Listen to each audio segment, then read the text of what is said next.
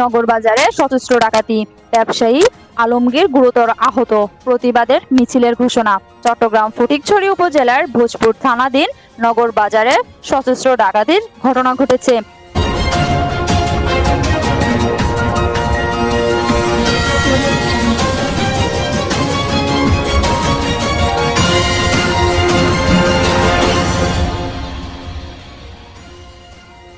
গতকাল 4 ফেব্রুয়ারি রাত আনুমানিক 1টা থেকে 2টার মধ্যে 12 থেকে 15 জন একটি ডাকাত দল নগরবাজারে দুটি স্বর্ণের দোকানে ডাকাতির উদ্দেশ্যে প্রবেশ করে। এমন সময় ব্যবসায়ী আলমগীর নামে এক ব্যক্তি ব্যক্তিগত কাজে দোকানের সামনে দিয়ে যাওয়ার সময় ডাকাত দল তাকে দেখতে পেয়ে আক্রমণ করে। ডাকাতদের কাছে রাইফেল সহ দেশীয় অস্ত্র ছিল। তারা আলমগীরকে মারধর করে, তার হাত পা বেঁধে ফেলে এবং মুখে কাপড় গুজে দেয় যেন তিনি কোনো শব্দ করতে না পারেন। এক পর্যায়ে ডাকাতরা তার মাথায় আঘাত করে, গুরুতর আহত করে এবং তার কাছ থেকে 45,000 টাকা ছিনিয়ে নেয়। ডাকাত দল স্বর্ণের দোকানে তালা ভাঙার চেষ্টায় চালায়, কিন্তু স্থানীয়রা শব্দ শুনে ছুটে এলে তারা দ্রুত একটি সিএনজি নিয়ে বাজারের দক্ষিণ দিকে পালিয়ে যায়। পরে এলাকাবাসী জড়ো হয়ে জানতে পারে যে ডাকাত দল ব্যবসায়ীকে গুরুতর আহত করার পাশাপাশি দোকানের তালা ভাঙার অপচেষ্টা চালিয়েছে। এই ঘটনায় পর এলাকাবাসী প্রশাসনের সঙ্গে যোগাযোগ করে এবং দোষীদের দ্রুত গ্রেফতারের দাবি জানায়। এই ঘটনার প্রতিবাদে আগামী 5 ফেব্রুয়ারি সন্ধ্যা 6টায় নগরবাজারে একটি বিক্ষোভ মিছিলের আয়োজন করা হয়েছে। নগরবাজারের ব্যবসায়ী ও স্থানীয়রা জনগণ নিরাপত্তাহীনতা অভিযোগ তুলেছেন এবং প্রশাসনের কাছে কড়া ব্যবস্থা নেওয়ার দাবি জানিয়েছেন। এলাকাবাসী আশা করছেন দ্রুত তদন্ত এবং দোষীদের আইনের আওতায় আনা হবে এবং বাজারের নিরাপত্তা জোরদার করা হবে। আসসালামু আলাইকুম রহমতুল্লাহি বারাকাতুহু। গতকালকে আমার সাথে একটি দুর্ঘটনার বিষয়ে আমি একটি ঘটনায় এই ডাকাতের দলের চক্রান্তে ফেসে যাই।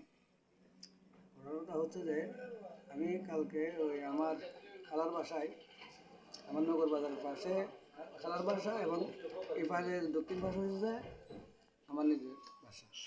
আমি এখানে ওরা ফারি একটা জায়গা জমি একটু বৈঠক ছিল গড়োয়া হবে, আমাকে ওখানে ওরা যেতে বলে। তখন আমি ওখানে যাওয়ার টাইমে হয়তো অনেক রাত হয়েছিল, যেহেতু আমার অনেক কাজ কাম ছিল, ওগুলো সেরে আসতে একটু লেট হয়। তখন আমি যাওয়ার সময় নগর বাজার উপর দিয়ে তখন আমি যখন রাস্তার মোড়ে আসি, তখন আমি দেখতে পাই 10-15 জন লোক ফট করে এসে গলির থেকে বাইর হয়ে আমাকে মুখ জব্দ করে, আমার মুখের উপর হাত রেখে জব্দ করে এবং হাত পা ধরে ফেলে একজন এখানে হাত দিয়ে ধরার পর আমার থেকে মোবাইল নিয়ে সর্বপ্রথম মোবাইল নিয়ে নেয়। তখন এখানে একজন অস্ত্রটাকে রাখছে, এটা বলতে আমি গুলি করে দেবে। তারপরে দিয়ে এটার পরে উনি কী করলো, আরেকজন লোক পাশের থেকে এসে আবার আমাকে একটা রড ছিল ওর হাতে, রড দিয়ে আমার মাথা এখানে আঘাত করার পর এখান থেকে অনেক ব্লিডিং হচ্ছে। এরপরে আমাকে ওরা খুব জবরদস্তি করে হাতটা বাঁধার জন্য কিন্তু অনেক জবরদস্তি করতেছে, কিন্তু ওরা বাঁধতে পারতেছে না। 6 জন আমাকে ধরছে আর বাকিগুলো আমার আশেপাশে গিয়ে দাঁড়ানো আছে।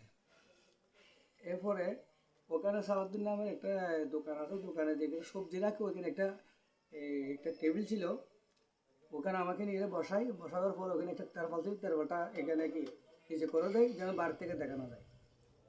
তখন আমাকে অনেক জোর করে উনি আমার একটু রশি দিয়ে হাত বেঁধে ফেলে। এরপরে আমার মুখটা পেটের অবস্থার ভিতরে কী করে একটা কাপড় নিয়ে মুখের ভিতরে দেওয়ার পরে আমি কোনো কথা বলতে সারা শব্দ করতে পারতেছি না। এরপরেও আমি একটু লড়চড় করছি, ওতে আমার থেকে ওই পিছন থেকে একজনে রড দিয়ে না পিস্তল দিয়ে কি দিয়ে আমার মাথার উপরে আঘাত করে, এটা তো আগে করছে। এরপরে এখানে আমার চারটা ফেটে গেছে, 4 জায়গায় ফেটে গেছে, এই জায়গায় এখানে অনেক আঘাত করে। গুরুত্ব আঘাত করার পরে এখানে অনেক ব্লেড পড়তেছে। তখন আমি আর শব্দ করি না, আমি লড়চড় করতেছি না। এরপরে এখানে কী করলো, এই মুখ বাঁধার পরে আমাকে ওখান থেকে নিয়েছে। আমি এখান থেকে একটু ভিতরে একটা টিকল আছে, ওখানে একটা গল্লি আছে, এটা অন্ধকার।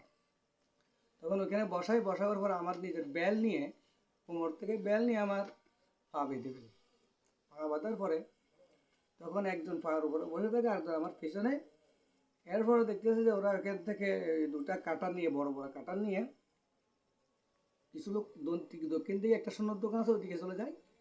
আর ওগুলো আমার যেখানে বসে দেখছি আমি এখান থেকে দেখতে পাচ্ছি কর্নারে একটা সোনার দোকান আছে, ওই দোকানটা তারা কাটতেছে। ওরা এগুলো আমি দেখতেছি। এরপরে ওরা কি করলো, তখন একজন লোক এসে বলতো তো ওরা একটু পিছনে নিয়ে যাও। তখন পিছনে নেওয়ার জন্য আমাকে ওরা হস্তচালিত করতেছে, আমি যাচ্ছি না। তখন আমার ওই পার যে বেল্টটা ছিল বাঁধা, ও বেল্টটা খুলে দেওয়ার পরে আমাকে পিছনে নিয়ে যায়। যাওয়ার পরে বেল্টটা বাঁধার আগে ওই যে আমি যে বাসায় যাব, আমার খালতো ভাইয়ের বাসায়, ওখানে আমার মামতো ভাই রুবেল নামে একজন ব্যক্তি ছিল। উনি উড়ান থেকে মোটরসাইকেল স্টার্ট দিয়ে, যখন স্টার্ট দিয়েছে আমরা এখান থেকে শুনতে পাচ্ছি, ওরা মোটরসাইকেলের শব্দটা শুনে আমাকে আর পাটা বাঁধতে পারে নাই। ওরা ওখান থেকে ঘটনাস্থল থেকে একটু দক্ষিণ দিকে চলে যায়। ওই আমি দেখতেছি আমার ওই যে মামতো ভাই ওটা ওইখান দিকে ওই দিক থেকে মোটরসাইকেল চালিয়ে আসতেছে। তখন আমি ওনাকে, আমার তো মুখ বাঁধা, হাতও বাঁধা, এটা কিন্তু আমাকে, আমি অনেক এদেরকে কিছু হাত তোলাতে পারতেছি না, ইশারা করতেছি, কিন্তু উনি কি মনে হয় খেয়াল করে নাই। ওনার একটা ওভারটেক করে ওদিকে চলে গেছে, দক্ষিণ দিকে চলে যখন গেছে, তখন আমি কি করলাম, এখান থেকে দৌড়ে আমার খেলার বাসা যাই। যাওয়ার পরে আমি তখন ওইটাকে বলি এই ঘটনা। তখন ওরা ওগুলো ভিডিও করলো, আমার রক্তাক্ত অবস্থায়, এরা দেখতে পাচ্ছে সবাই, এরা অনেক ভয় পেয়ে গেছে দেখার পরে, কান্নাকাটি করতেছে। তারপরে এগুলো ভিডিও করার পরে এগুলো আমাকে বাদগুলো করছে। তখন আমার মন্ত ভাই ওটা যেটা চলে গেছে মোটরসাইকেল নিয়ে, ওটাকে ফোন দিয়েছে। ফোন দেওয়ার পর উনি আসে ওখান থেকে। আসার পর ওরা তখন একটা নিউজ করে আমার সাথে সব কিছু জিজ্ঞাসা করছি। এরপরে আর বাকি আমি অনেকজনের সাথে যোগাযোগ করছি। এবারে কোন দিকে গেছে, আবার দক্ষিণ দিকে চোরগুলো পালিয়ে যায়। আর এরপরে কি হয়েছে জানি না। তারপর বাস এতটুকু ঘটনাস্থল থেকে আমি কোনো মতো পালিয়ে বাঁচি গেছি। তো যখন আমার মুখটা বেঁধে ওরা কিন্তু হাতটা বাঁধার পর, তখন আমার পকেটে আমার ব্যবসার টাকা, আমি তো নগর বাজার আমার তাদের ব্যবসা আছে, এই আমার অনেক ব্যবসার টাকা ছিল, এই ওর এখানে 45,000 থেকে 100 টাকা কম ছিল, ওই টাকাগুলো ওরা নিয়ে নেয়।